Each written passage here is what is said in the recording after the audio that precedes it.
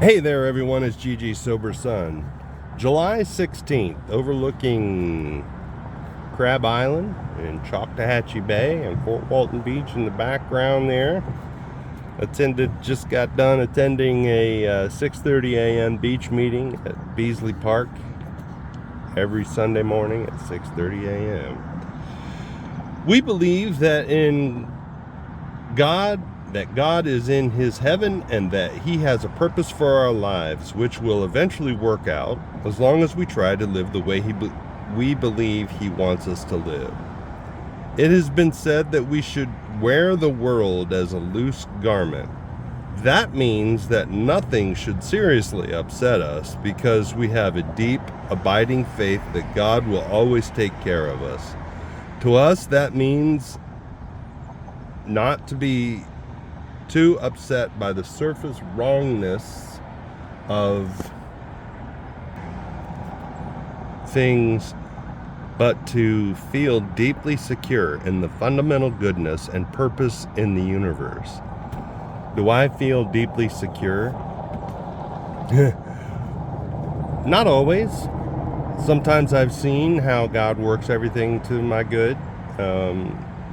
But most of the time I'm frustrated by things that happen around me, like this morning at the meeting when I focused on so it's on a pavilion outdoors, so there's really no prohibition against smoking, but the same people who can sit through an hour-long meeting without smoking, at that meeting they're smoking 2 and 3 cigarettes in an hour, and it's like, come on guys. But the more I focused on that, the more irritated I got, and the more I focused on the breeze, the cool breeze, the tasty waves, and the sunshine and everything else. I started really enjoying it. So it goes back to the chapter on acceptance, that when he talks about his amazing magnifying mind. So it depends on what kind of day I want, and sometimes I catch myself in a crummy mood, you know what I mean, and I just know that I can let go and let God at any time, and that in that letting go, as it says in that chapter on acceptance, I give up my rights, really, but I also obtain serenity in the process. It's when I demand my rights that I lose my serenity. And really, what's it worth? What is it worth? So I will secure is all I'm really looking for is serenity, not security. I guess that just came to me. So I'm looking for serenity. And do I have to surrender everything, all my desires and everything else? Well, kinda, yeah. But that's okay. What I get in return is so much better. So I'll go on. Meditation for the day.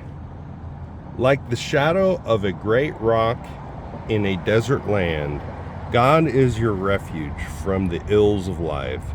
The old hymn says, "Rock of ages cleft for me, let me hide myself in thee." God can be your shelter from the storm.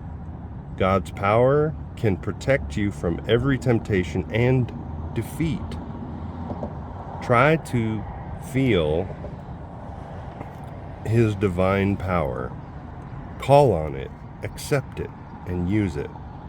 Armed with that power, you can face anything.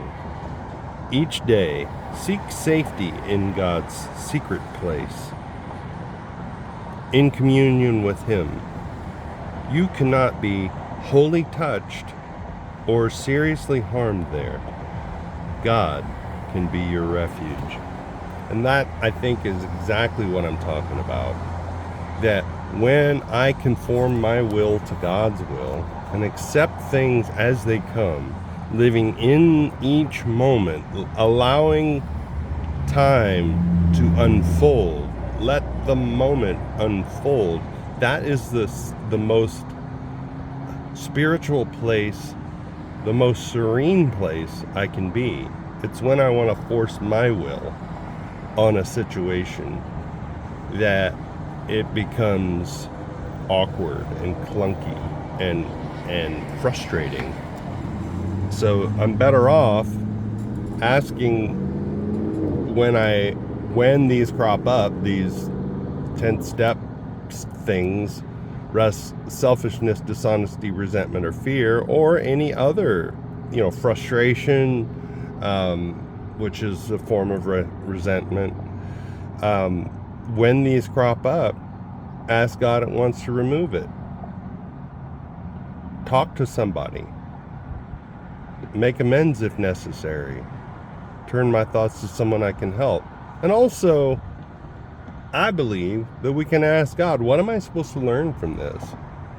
Please help me see the lesson in this. Because today I don't believe God wants me to be perpetually frustrated and bitter. I know that today. So that's important for me to remember. Prayer for the day. I pray that I may find a haven in the thought of God. I pray that I may abide in that strong tower, strongly guarded. Yes, I mean, that's the whole point of a higher power.